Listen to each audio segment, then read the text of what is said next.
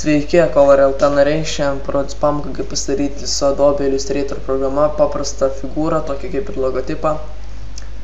Pirmiausia, mums reikia eiti į File, New. Susikurdami naują dokumentą, pavadinimą galima įrašyti logotype, bet tai nėra būtina. Profilis gali būti web.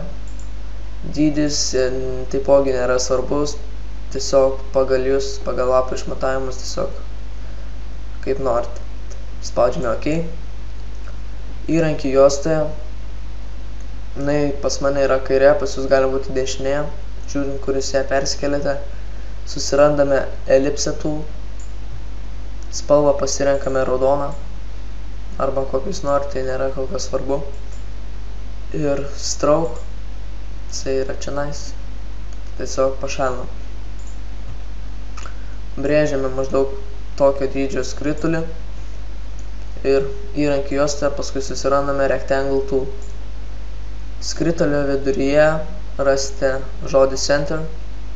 Iš to centro brėžiame tašką.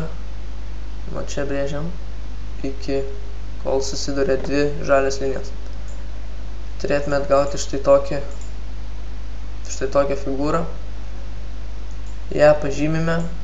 Einame į Window, Pathfinder. Jeigu jis yra pas jūs įjungtas, jis gali būti kur nors kairėje arba kaip pas mane dešinėje. Pažymėję savo figūrą einame į Shape Modes, Unite. Pažymim savo objektą, nukopijuojam ir kol kas pasidedam į šoną.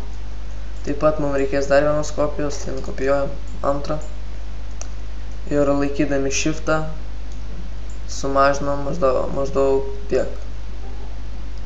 Tada jį padedam į vidurį.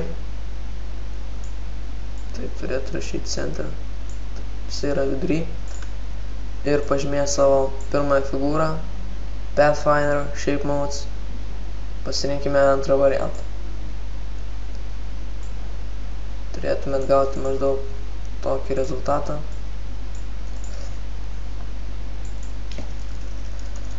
Taip, toliau galime jį šiek tiek patraukti. Savo antrąją kopiją pasidėkime čia į šoną. Einame į Transform, Reflect ir atverčiame ją horizontaliai.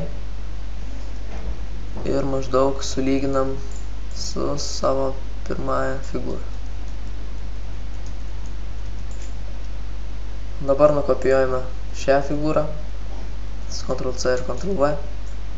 Spaudžiame dešinį pelės mygtuką, Transform, Reflect, horizontaliai apverčiame.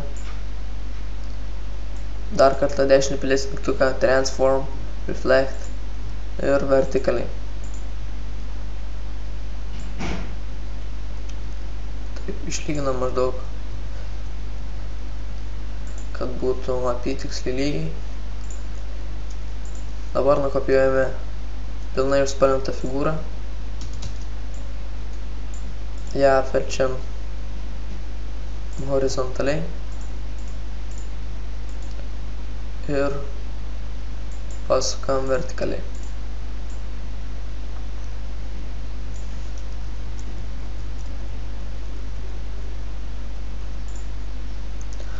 Taigi gaunate štai tokį rezultatą. Dabar po kiekvieną galite pakeisti spalvas, tarkime, šio darysime tamsiai raudoną, šio tokią pačią, o šios padarysim kiek šviesesnis. Paspaudę ant jo, ant šios figūros, einame į Gradient. Jeigu pas jūs jis nėra įjungtas, galime įjungti Window, Gradient, bet pas mane jis yra čia. Tai spalva bus black and white. Tiesiog pakoreguokime šviesesnės raudonos.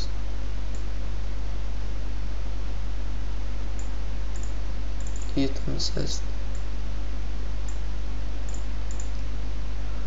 Taip pat galime padaryti su šituo tą patį. Taigi gaunate tokį efektą. Taip pat galite šią figūrą sumažinti ar padidinti ir tai nepraras kokybės. Gali būti mažesnė, gali būti didesnė. Kokybė nekinta. Jis gali būti pasuktas šonu. Čia pagal jūsų pasirinkimą. Spalvas taip pat galite pakeisti, kokias tik norite. Galite vėl padaryti, tarkim, mėlyną. Taip jas kaitalioti. Taigi ačiū, kad žiūrėjote, savo gautus darbus galite įmesti į šią temą. Sėkmės!